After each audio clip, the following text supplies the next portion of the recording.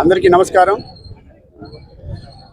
మా ప్రీతమ నాయకులు మాజీ ముఖ్యమంత్రి వర్యులు శ్రీ వైఎస్ జగన్మోహన్ రెడ్డి గారి యొక్క పిలుపు మేరకు టీఎస్సీపై జరిగినటువంటి అక్రమాలు ఏవైతే ఉన్నాయో ఆ అక్రమాల గురించి సిబిఐ విచారణ జరిపించాలని, అలాగే దీనికి బాధ్యత వహిస్తూ నారా లోకేష్ గారు తన యొక్క మంత్రిత్వ శాఖకి రాజీనామా చేయాలని, దీనికి సంబంధించి రిలే నిరాహార దీక్షలు అలాగే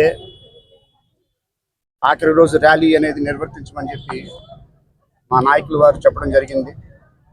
దీనికి సంబంధించి 6వ తారీఖున 7వ తారీఖు 8వ తారీఖున ప్రతిపాడు నియోజకవర్గంలో ప్రతిపాడు మండలంలో కార్యకర్తల సమక్షంలో అందరి సమ్మతితో అలాగే ప్రజలు కూడా వచ్చున్నారు, చాలామంది స్టూడెంట్స్ వచ్చారు, యూత్ కూడా వచ్చున్నారు. చాలా దిగ్విజయంగా ఈ యొక్క రిలే నిరాహార దీక్షలు అనేది పూర్తి చేయడం జరిగింది. అలాగే అందులో భాగంగానే ఈరోజు 10వ తారీఖున ప్రతిపాడు నియోజకవర్గంలో ప్రతిపాడు మండలంలో మల్లైపాలెం సెంటర్ నుంచి చూసుకున్నట్లయితే ఇక్కడి వరకు అంబేద్కర్ గారి స్టాచ్యూ వరకు భారీగా జనసంద్రం వచ్చి ఈ యొక్క నిరసనకు మద్దతు తెలిపారు. మేము ఒకటే చెప్తున్నాం, మేమేమి ఇందులో రాకెట్ సైన్స్ లేదనుకుంటే అనవసరంగా లోకేష్ గారిని నిందించాలనో లేదా కూటమి ప్రభుత్వాన్ని నిందించాలా ఆ మాటలను మేము మాట్లాడట్లా. మేమేం అడుగుతున్నామంటే, మీరు వచ్చిన తర్వాత కూటమి ప్రభుత్వం గద్దెనెక్కిన తర్వాత మొదటి సంతకం డిఎస్సి పైన పెడతానన్నారు, పెట్టారు. మెగా డిఎస్సి అని పెట్టారు. కాకపోతే అనుకోని విధంగా ఇది దగా డిఎస్సి అయిపోయింది. మీ దగా డిఎస్సిని ఎందుకు అంటున్నామంటే, మేము ఒకటే చెప్తున్నాం, డిఎస్సి పరీక్ష జరగాల్సినటువంటి విధానం ఏదైతే ఉందో అది విధానం ఆ ప్రాతిపదిక ఏదైతే ఉందో అది ప్రాపర్గా జరగల.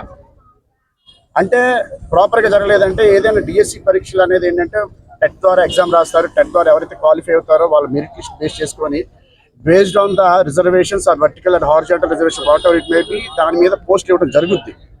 ఇది బేసిక్ ప్రక్రియ. ఆ ప్రక్రియలా జరగల.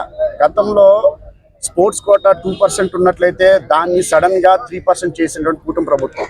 అది ఎందుకు చేసిందని మేము అడుగుతున్నాం. ఎందుకు చేసిందంటే సడన్గా జీవో నెంబర్ 47 జీవోని సడన్గా ఒకరోజు తీసుకొచ్చి 2 నుంచి 3% స్పోర్ట్స్ కోటా పెంచారు. ఎందుకు పెంచారు? ఫస్ట్ పాయింట్, ఎందుకు పెంచారు?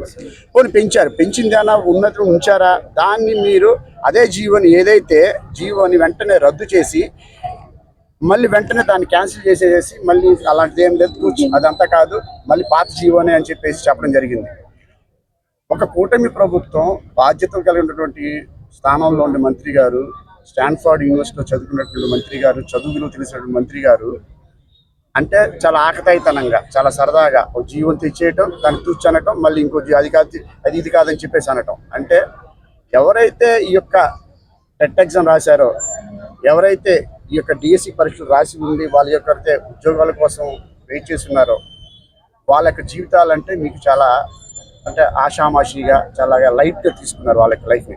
వాళ్ళ జీవితాలే కాకుండా వాళ్ళ ఎక్కడైతే చదువు చెప్పినట్టు పిల్లల భవిష్యత్తు ఉందో ఆ పిల్లల భవిష్యత్తు కూడాను మీరు లైట్గా తీసుకున్నట్టే. ఎందుకంటే మీరు స్పోర్ట్స్ కోటాలో చేర్చినటువంటిది యారో జీవో వచ్చి లాంచ్ చేశారు. జీవో అయిపోయిన తర్వాత జీవోని క్లోజ్ చేసే లోపలే మీరు దగ్గర స్పోర్ట్స్ కోటాలో 400 చిల్లర మందికి మీరు ఉద్యోగాలు ఇవ్వడం జరిగింది.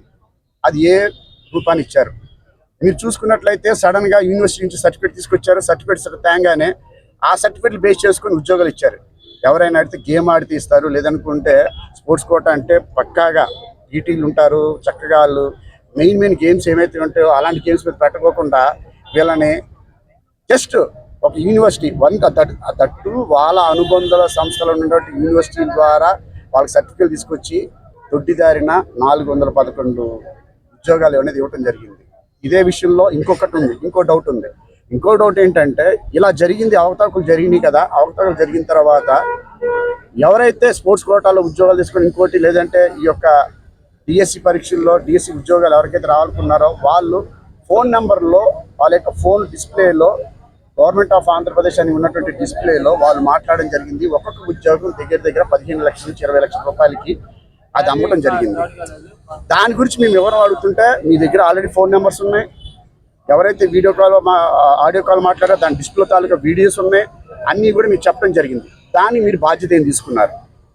ఆ బాధ్యత తీసుకోపోగా మరీ ముఖ్యంగా జరగ